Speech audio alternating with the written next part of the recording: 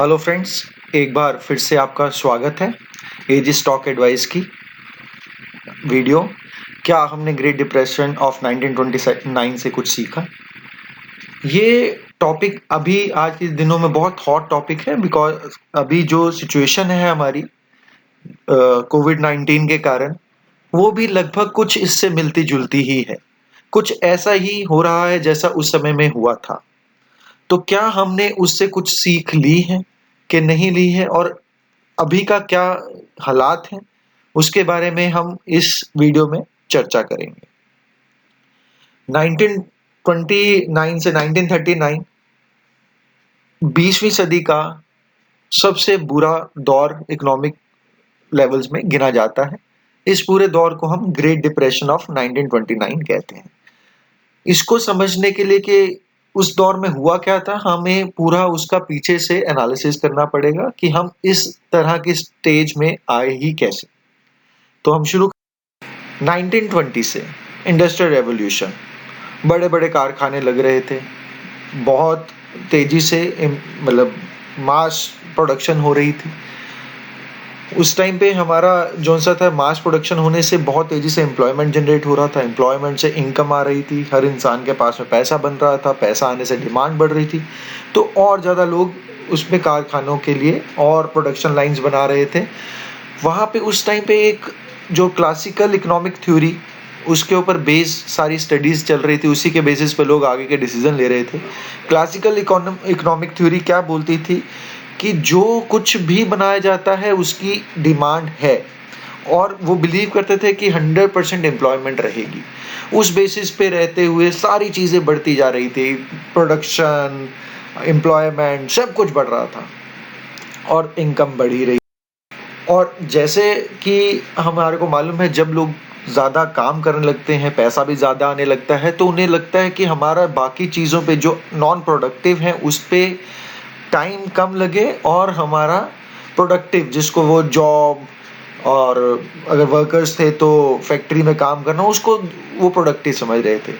तो बाकी चीज़ें जो सी हैं हमारे घर में, जैसे कपड़े धोना, कुछ मतलब आने जाने के साधन, उसमें हमारा टाइम कम स्पेंड हो, तो उन चीज़ों के लिए क्या था उस टाइम पे हमारी जो रिक्वायरमेंट थी, जैसे washing machines, microwaves, not exactly microwave, ओवन्स कहते थे उसको, ओवन्स, माइक्रोवेव्स, लेजर के लिए हमारे रेडियोस, गाड़ियाँ, इन सब की डिमांड एकदम से बढ़ गई, और इतनी डिमांड थी कि हर 2 साल में लगभग ये सेल दुगनी होती जा रही थी। तो जब इन चीज़ों की डिमांड बढ़ रही थी और क्योंकि डिमांड ऐसी चीज़ों की बढ़ी, तो और काफ़ी ऐसी चीज़ों की इन्वेंशंस भी हो रही थी जिससे थोड़ी सहूलियत हो और लोगों में डिमांड हो, और जब डिमांड बढ़ रही थी तो उसका सेल्स बढ़ रही थी। जब डिमांड बढ़ती है, सेल बढ़ती है, तो कंपनियों की प्रॉफिटेबिलिटी भी बढ़ती है। प्रॉफिटेबिलिटी बढ़ने का मतलब है ईपीएस, अर्निंग पर शेयर उनका बढ़ता है। अर्निंग पर शेयर बढ़ने से हमारी शेयर प्राइस बढ़ता है। तो शेयर प्राइस बढ़ने से क्या हुआ, हमारी स्टॉक मार्केट ऊपर थी, प्रोडक्शन डिमांड बहुत ज़्यादा थी, हमारी इकोनॉमी बहुत तेजी से ग्रो कर रही थी। तो 1920 से लेकर 1928 तक ये सब सिनारियो चलता रहा। इस दौरान हुआ क्या, लोगों में थोड़ी सी ग्रीड भी आने लगा। इस मतलब जो मैंने आपको बताया, गोल्डन पीरियड ऑफ इकोनॉमी कहते हैं और स्टॉक मार्केट को कहते हैं, 1920 से 1928 में बहुत तेजी से चल रही थी, जो ग्रोथ हो रही थी। अब इसके साथ हो क्या रहा था, अब जब स्टॉक मार्केट्स, मैंने अभी बात किया था, बढ़ती जा रही थी, तो इसमें लोगों के मन में लालच आने लग जाती है। उन्हें लगता है कि यहाँ पे पैसा डालें तो मार्केट में पैसा बड़ी तेजी से बन रहा है और मैं बहुत पैसा कमा पाऊंगा। इसलिए चाहे किसी को कुछ पता था नहीं पता था, उसने उसमें पैसा स्टॉक मार्केट में डालना शुरू कर दिया। अब स्टॉक मार्केट में पैसा डालने से क्या हो रहा था, ओवर वैल्यूएशन होने लग गई स्टॉक्स की, वो सारी चीज़ें आगे इम्पेक्ट करने लगते, प्राइस टू इक्विटी वगैरह वो सारी चीज़ों पे होने लग गया। लेकिन अभी क्या था, क्योंकि हमारी इकोनॉमी जो सी बेस थी वो एक गलत डिसीजन, गलत धारणा पर बेस थी। जो धारणा क्या थी कि हमारी जो भी चीज़ बनाएंगे उसकी डिमांड होगी मार्केट में, लेकिन ऐसा होता नहीं है, क्योंकि बहुत सारी चीज़ें और भी काम की होती हैं, जैसे कि हमारी कोई उसकी ज़रूरत है कि नहीं है, हमारा इनकम लेवल क्या है, वो सारी चीज़ें भी इम्पैक्ट करती हैं कोई भी प्रोडक्शन को। तो अब जब हमारे को ज़रूरत नहीं है, और सेकंड एक और बहुत इम्पोर्टेंट प्रिंसिपल होता है मार्जिनल यूटिलिटी का प्रिंसिपल, क्योंकि अगर किसी के पास एक गाड़ी है, वो 2 गाड़ी रखेगा कि नहीं कर रखेगा, उसकी यूटिलिटी नहीं है। तो मतलब ऐसी बहुत सारी चीज़ें थी जिसके कारण उसकी डिमांड उस प्रोडक्ट की धीरे-धीरे कम होती जाती है। लेकिन हम ऐसा मान नहीं रहे थे, क्योंकि हमारी थ्योरी कुछ अलग ही बोल रही थी, क्लासिकल इकोनॉमिक थ्योरी, जो बनाएँगे उसकी डिमांड होगी और फुल एम्प्लॉयमेंट होगी। ये हमारी फुल एम्प्लॉयमेंट मतलब फिर से और पैसा और डिमांड होगी। तो ये हमारी थ्योरी पे चल रहा था। तो लेकिन अब जब ऐसा सिनेरियो नहीं था, मार्जिनल यूटिलिटी और नीड्स की जो-सी बात मैं कर रहा हूँ उसके कारण, अब उसमें हमारी रिक्वायरमेंट कम होने लगी।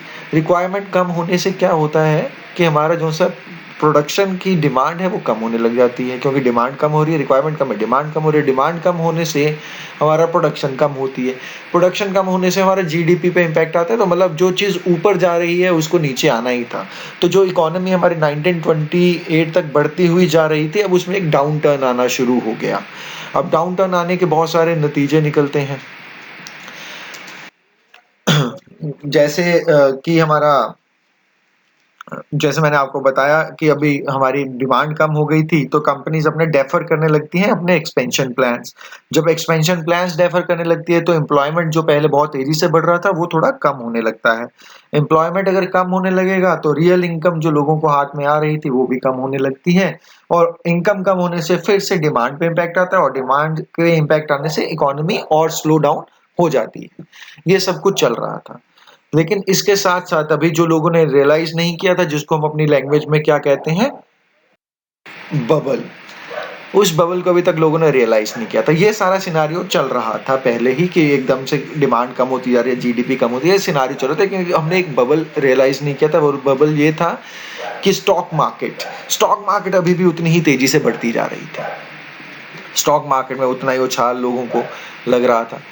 लेकिन एक असल में अब क्या हो रहा था, जो हमारे जैसे जो जिनको मतलब बहुत सारे ऐसे लोग थे जिनको नहीं मालूम कि कौन से शेयर में लेना है, कौन से में नहीं लेना है, और कोई एनालिसिस नहीं करते थे, किसी को कुछ नहीं मालूम था, सिर्फ और सिर्फ एक लालच कि स्टॉक मार्केट में पैसा बहुत बनता है, तो कुछ भी आए औने-पौने किसी भी दाम में ले लो, क्योंकि ये आज हम 100 में लेंगे, हो सकता है कल 110 का हो, 115 का हो, ये पैसे हमारे दुगने-तिगने पता नहीं कितने बन जाएँगे।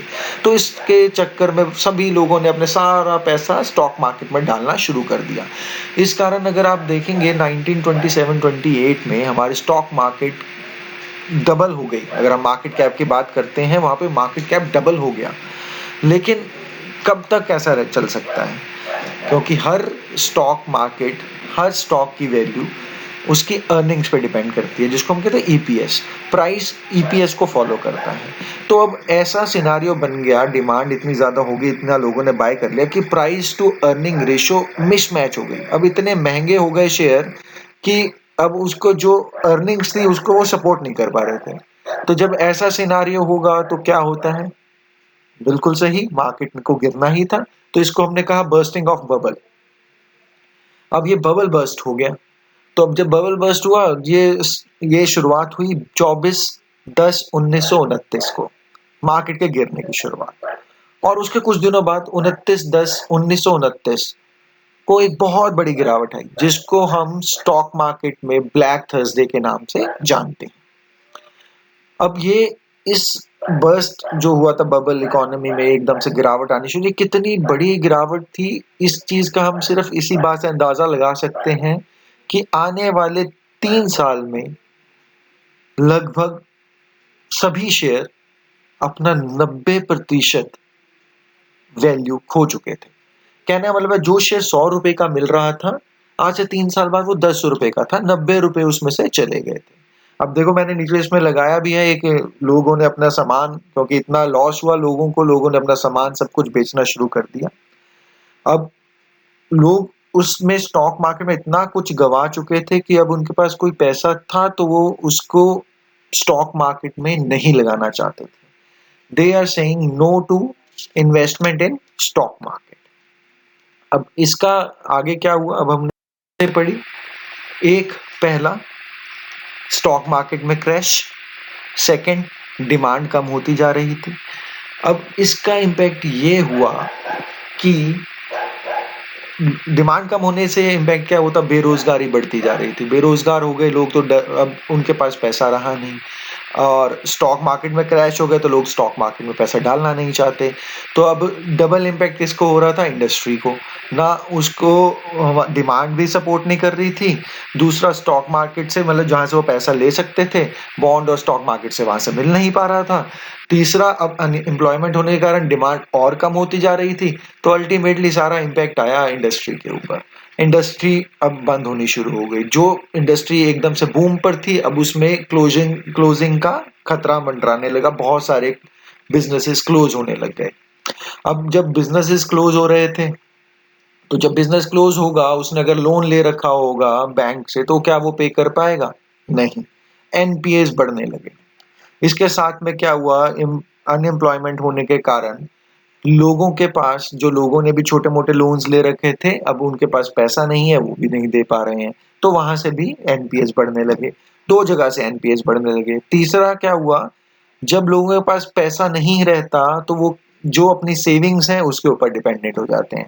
तो अब क्या हुआ, लोग जाने लगे बैंक्स के पास कि हमारा पैसा दे दो। अब बैंक्स में अनएम्प्लॉयमेंट इतना बढ़ गया था, तो इतने सारे लोग आ रहे थे उनके पास लेने के लिए, और बैंक्स ने सारा पैसा पहले ही बांट रखा था लोन्स के तौर पे, तो उनके पास पैसे की कमी हो गई। अब जब पैसे की कमी हो गई तो बैंक ने बोला, भैया हमारे पास तो पैसा है नहीं, हम तो आपके सामने हाथ जोड़ते हैं, हमारे पास पैसा नहीं है।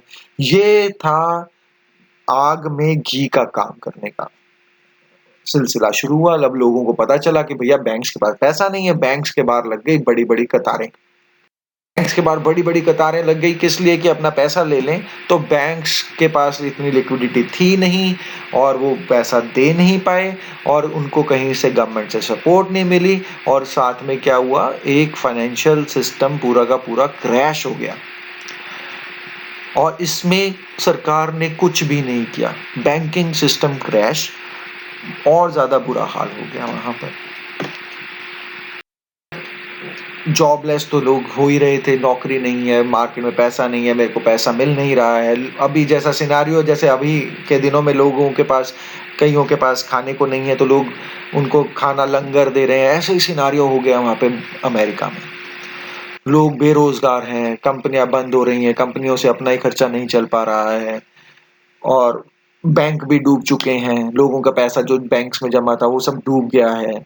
अब वो लोग जिन्होंने अपनी सारी कमाई थी वो सड़कों पर आ गए, खाने के लिए लंगर वगैरह का अरेंजमेंट वहां पे भी होने लगा, तो वहां पे हालात बदतर होते जा रहे थे।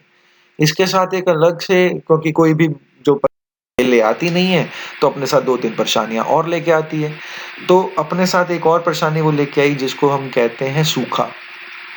अमेरिका में पड़ गया सूखा, बारिश की कमी।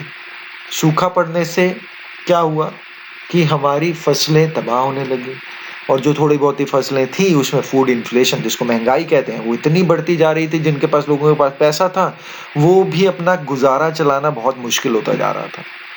मतलब अभी ये हालात थे, अगर किसी को बोले तो लोग बोले मैं अपने आप को बेच के घर का खर्चा चला सकता हूँ, लेकिन बेचें किसको, कोई खरीद भी नहीं रहा है।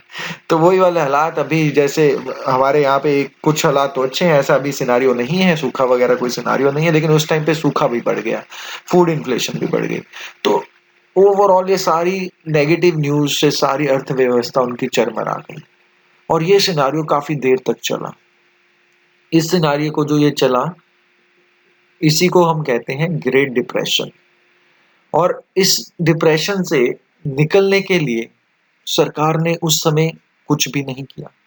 उसके बाद वाले बहुत सारे कदम उठाए गए, जो हम डिस्कस करेंगे अगली स्लाइड्स में, जिससे वो ग्रेट डिप्रेशन से बाहर रिवाइव करके निकले। लेकिन इस चाहता हूं कि जो हमने पूरी डिस्कशन की है, इसमें 5 मेन पॉइंट्स थे, जो ये डिफाइन करते हैं कि जो हमारा ग्रेट रिसेशन था 1929 से 1939, उसके पीछे के 5 कौन से कारण थे। सबसे पहला कारण, स्टॉक मार्केट का क्रैश होना। दूसरा कारण था बैंक्स का बंद हो जाना। तीसरा सबसे बड़ा कारण था हमारा रिडक्शन इन परचेजिंग पर, मतलब इन्फ्लेशन बढ़ जाना। इन्फ्लेशन, क्योंकि ड्रॉट भी था, तो उससे पहले जो डिमांड थी वो इन्फ्लेशन ज्यादा थी, उसको कंट्रोल करने के लिए कुछ किया नहीं जा रहा था, वो भी इन्फ्लेशन बढ़ गई थी। चौथा ड्रॉट, सूखा, वो। पांचवा इसके बाद एक और बहुत बड़ा कारण था, जिसको कहते हैं हमारे प्रोटेक्शनिस्ट टैरिफ्स, जिसकी अभी हमने डिस्कशन नहीं की थी। वो क्या थे प्रोटेक्शनिस्ट टैरिफ्स? अब जब हमारे यहाँ पर महंगाई है, चीजें महंगी मिल रही हैं, तो लोगों के पास अगर पैसा थोड़ा है तो वो, जैसे अभी आप एग्जाम्पल के तौर पे सोचिए, एक बंदा, मेरे पास पैसा ज्यादा था तो मैं बहुत बड़े बड़े ब्रांड्स की चीजें खरीदता था। अब ब्रांड्स की, मेरे पास पैसा कम है तो मैं ब्रांड्स की नहीं खरीदता, जो सस्ती मिलती है जिससे मेरा गुजारा होता है वो ले लेता हूँ। तो अभी उस टाइम पे क्या हुआ कि प्रोडक्शन जो हमारी यूएस में हो रही थी वो महंगी थी, क्योंकि लोन रीपेमेंट, वो सारी कॉस्ट ऑफ प्रोडक्शन, वो सब डाल के हर प्रोडक्शन में महंगा चीज मिल रहा था। तो अगर महंगी चीज मिल रही थी तो अगर बाहर से सस्ती आएगी तो लोग क्या करेंगे, बाहर वाली चीज खरीद लेंगे।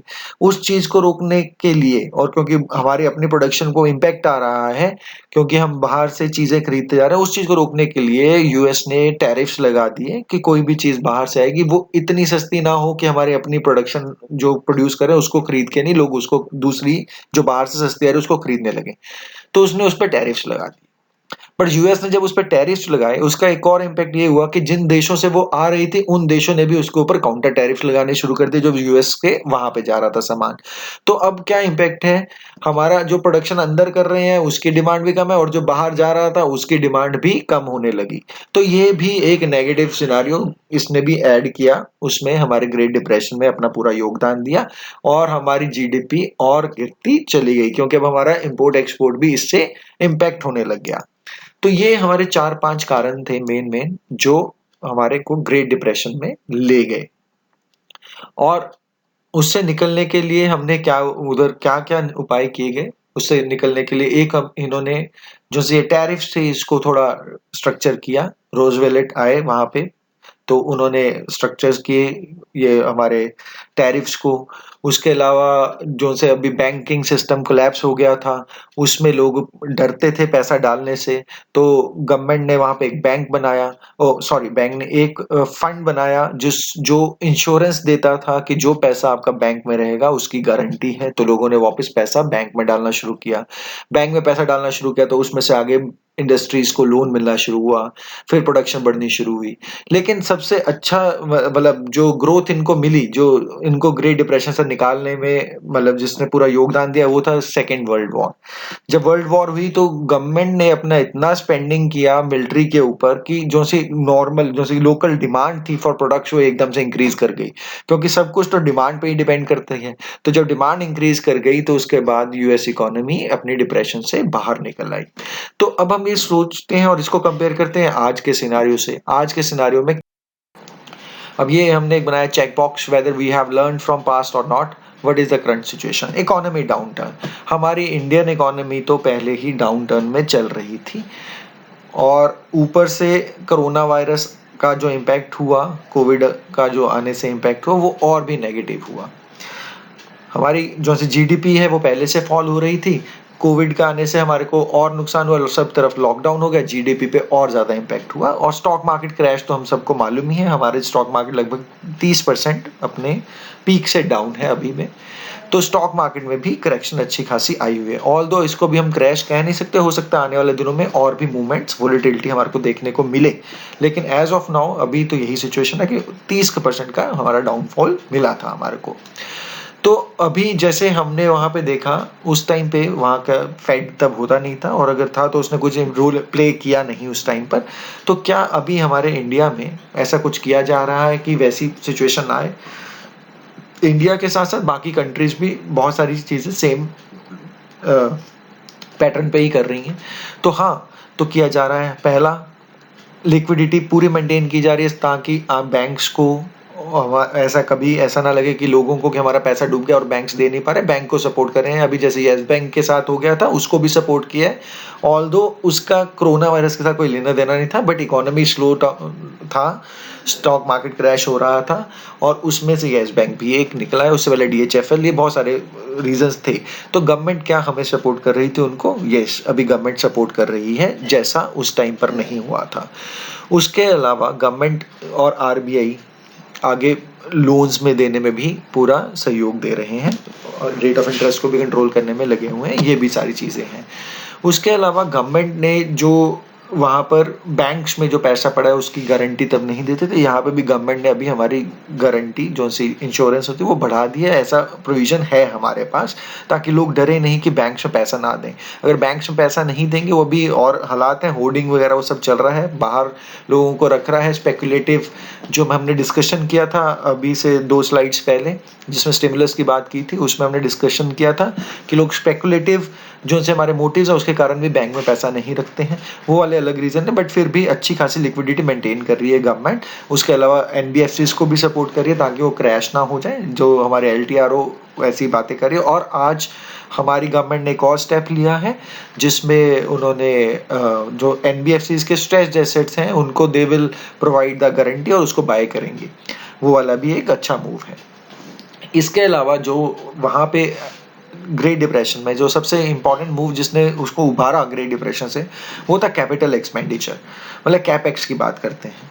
तो वो जब गवर्नमेंट से डिमांड आई बूस्ट होके एकदम से, तब जाके वो वहाँ से बाहर निकला। अभी इंडिया में अभी कैपिटल एक्सपेंडिचर की इतनी बातें हैं नहीं, ऑल्दो हमने बहुत सारे फिजिकल प्रोग्राम्स बनाए हैं जिसमें हम लोन्स बांटने की बातें कर रहे हैं। गवर्नमेंट ने अपनी जेब से कुछ लगाने की भी बात की नहीं। अब इसमें क्या है, कैपिटल एक्सपेंडिचर में अगर गवर्नमेंट आप ही बहुत सारी प्रोडक्शन शुरू कर दे, बहुत सारे प्रोजेक्ट्स शुरू कर दे, जो फंसे हुए प्रोजेक्ट्स हैं उसमें पैसा लगाने लगे, तो उससे एकदम से डिमांड बूस्ट हो जाएगी। और इसके अलावा हमारे को जो से एम्प्लॉयमेंट अनएम्प्लॉयमेंट वाला उसमें सिनारियो था, उसको भी बचाने के लिए गवर्नमेंट ने एक स्टेप ले रखा है जिसको मनरेगा में भी हम दे रहे हैं। उसके अलावा गवर्नमेंट रिक्वेस्ट कर रही है सभी से कि आप अपने एम्प्लॉयज़ के पैसे मत काटें, उनको पैसे देते रहें, एम्प्लॉयमेंट बरकरार रखें। तो ये सारे प्रोसेसेस चल रहे हैं।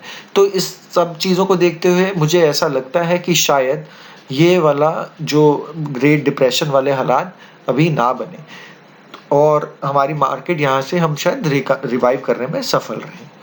लेकिन ये जो मैं आपको बातें बोल रहा हूँ, कैपिटल एक्सपेंडिचर, ये जो गवर्नमेंट की पॉलिसीज़ हैं, वो सब चीज़ें किस चीज़ पे डिपेंड, कोरोना वायरस के कंट्रोल के ऊपर। बिकॉज़ गवर्नमेंट अगर मैं बोलता हूँ पैसा दे भी देती है, बोल भी देती है कि हम प्रोजेक्ट शुरू कर देंगे, तो भी हमारे को उसमें लिए बाहर आना पड़ेगा। लैंड, लेबर, मशीनरी, वो सारी बातें हमें बात करनी पड़ेगी।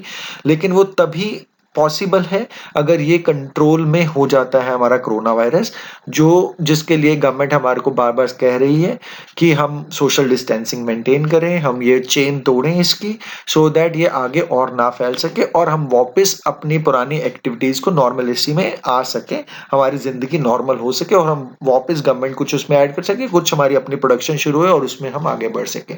अगर हम ये गवर्नमेंट की कही हुई बातों को मानना शुरू कर दें और थोड़ा-सा ध्यान रखें, तो हम जो ग्रेट डिप्रेशन था उस वाली स्थिति में आने से बच सकते हैं। अगर ऐसा नहीं करेंगे तो बहुत सारे चांसेस हैं कि हम बिल्कुल ग्रेट डिप्रेशन तो नहीं, बट बहुत वर्स्ट रिसेशन ज़रूर देख लें। तो इसी के साथ मैं ये ख़त्म करना चाहूँगा और उम्मीद करता हूँ कि आज जो हमने डिस्कशन की वो आप सबके लिए कुछ फ़ायदेमंद रही होगी। वॉचिंग द वीडियो और हमारे चैनल को ज़रूर सब्सक्राइब करें और लाइक करें। Thank you.